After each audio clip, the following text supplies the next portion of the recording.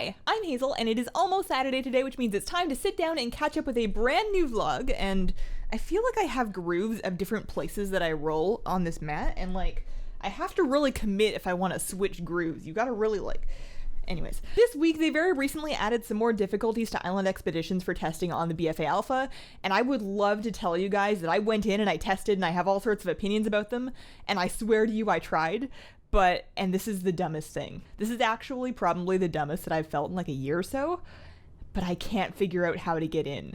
Like, I went to the places that they talk about in the blue post where they announced the testing. I did it on Horde and Alliance. I looked all around the boats. I looked for NPCs. I looked for a table. I looked for portals. I can't figure out how to start island expeditions. Like, maybe they just weren't enabled, but it doesn't sound like they were turning them off and on. I don't understand. Maybe I'll poke around with it on stream this afternoon, and then somebody can say, hey, oh, Hazel, it's right there. You're staring right at it, and then at least that problem will have been solved. But anyways, they're looking cool from other people's content. I would love to try them. I just need to figure out how to get in. Something that I did manage to test this week on Alpha was my first BFA dungeon. I hadn't managed to actually get into any before this week. The queues have been really long, and I keep disconnecting before my queue pops, but I finally got into one, and they're pretty cool. Of course, you can only do them on normal right now, so it's kind of the leveling dungeon experience, but the environments and the boss basics, they were really cool. I'm very excited. I think that BFA is kind of being done from the ground up with the intent of it all being relevant content throughout the expansion now that they have these systems of Mythic Plus and World Quests to keep things that used to be only for leveling relevant for the whole expansion, and you can really tell that that love has gone into creating these new places because I think they're really cool. I am a tiny bit jealous as an Alliance player of the color schemes that the Horde get, at least for their early content. Of course, everybody's going to be able to play all of the zones at max level in World Quests and whatnot, and in the dungeons, but just the Zandalar zones color schemes, they're just so bright and vibrant and pretty, and the Alliance starting areas are a little bit more grim, and there's a horror vibe going on, and it's still very cool, and it's a very unique atmosphere.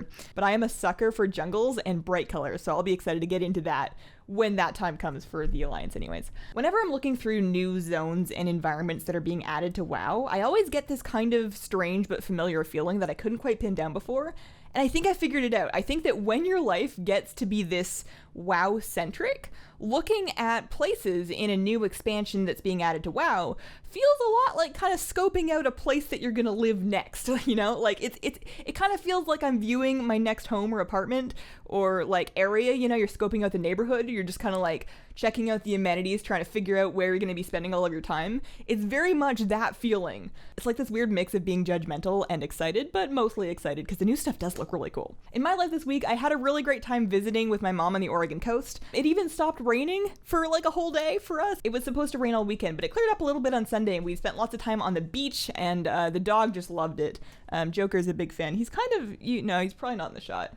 He's asleep just out of the shot, as is Joker's way, but he loved the beach. Not a swimmer, that one, and I found that most, not all, but most of the northern type breed dogs aren't a big fan of water, but running around and chasing birds that he will never in a million years catch, that is his jam.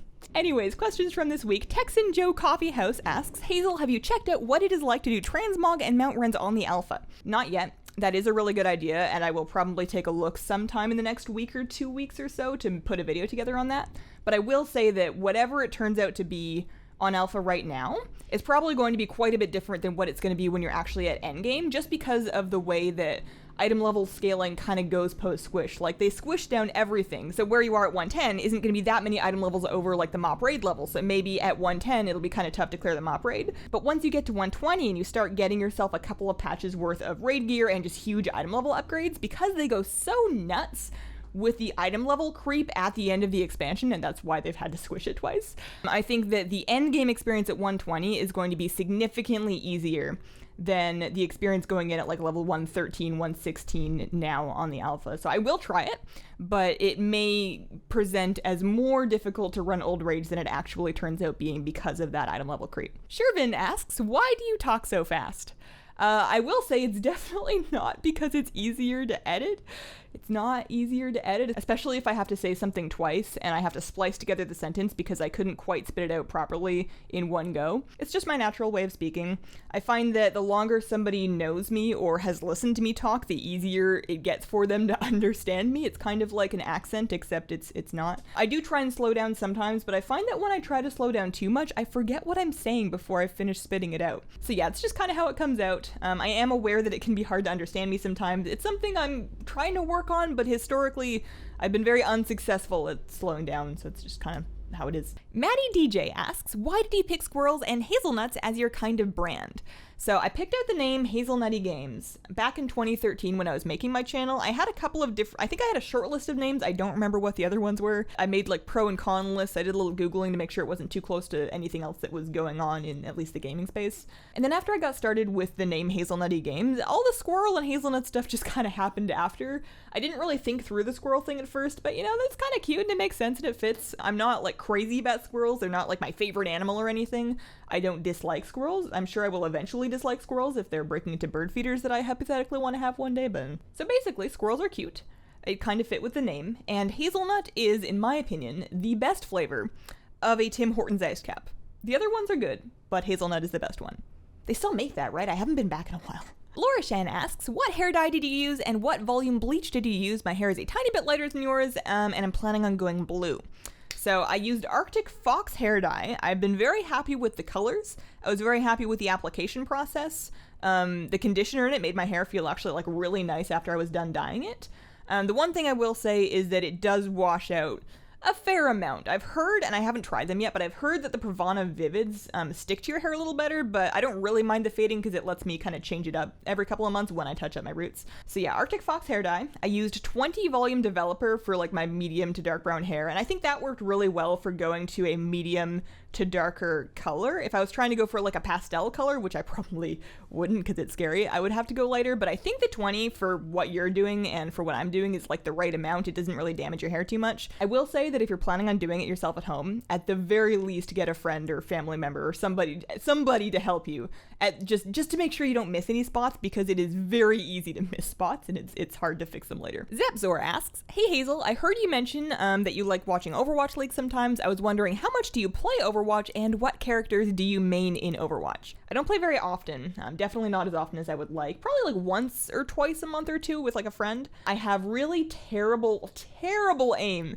but after a drink or two, I don't care that much, and that's typically how I play Overwatch on weekends. The hero that I wind up playing tends to change drastically depending on what I'm feeling like and who looked coolest in Overwatch League that week, but if I had to come back to anything, I think I come back to Roadhog most often. I think I enjoy him the most. I really get excited when I get hooks, but then I get so excited that I can't finish the combo. I'm really bad at killing people after I hook them. I'm not bad at hooking them. I cannot finish it off. It's quite embarrassing. I definitely do that thing where I'll watch a bunch of Overwatch League and get really excited about it and then go play some Overwatch and then realize that I'm terrible again, and then I go back to watching Overwatch because I think I enjoy watching it more than I enjoy playing it. I think I just need to accept that that's okay. Nora asks, Blizzard once made an April Fool's joke about Bards as a class, but if you ask me, that sounds like classic RPG. Any thoughts?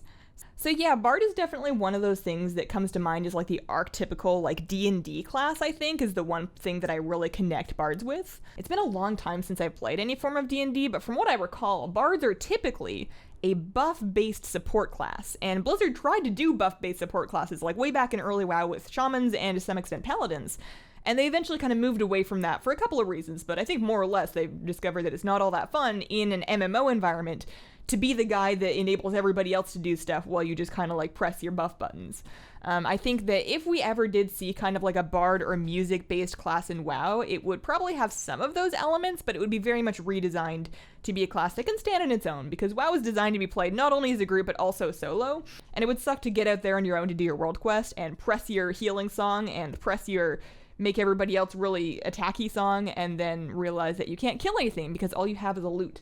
I think at some point we could definitely see like a bard-like or music-based class at some point, but it won't function exactly like classic bard because I don't think that playstyle really fits into modern WoW. And that's been my week. Quick reminder that I will not be available for this upcoming Tuesday mount stream. There will not be a mount run stream this Tuesday. I will be back the following Tuesday, and of course I will be back on Friday. Keep an eye out on my Twitter or Discord for the baking stream dates. I will be announcing those on Sunday, which is April the 1st, and they will be actual dates despite it being April the 1st. I've never really come up with any April Fool's jokes, and I don't really think I can start now. Although I always very much enjoy reading all of the stuff from the companies. Blizzard always does a good job. If you have any questions that you would like answered on a vlog, please leave them as comments on the most recent vlog. Thank you so much for watching, and have a wonderful, wonderful day. Bye!